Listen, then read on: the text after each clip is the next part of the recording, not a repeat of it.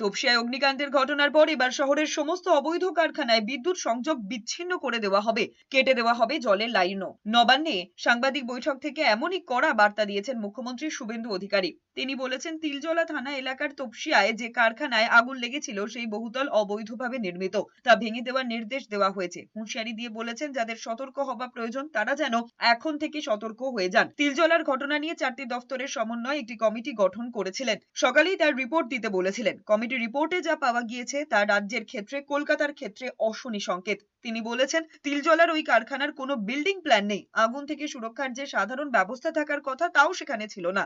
সম্পূর্ণ অবৈধভাবে কারখানা চলছিল। পুর ও নগর উন্নয়ন সচিবকে নির্দেশ দেওয়া হয়েছে একদিনের মধ্যে ওই অবৈধ পরিকাঠামো ভেঙে দিতে হবে। অবৈধ কারখানার মালিক শেখ নাসির এবং শামীম মোহাম্মদ, তাদেরকে গ্রেফতার করা হয়েছে আজকে সকালে।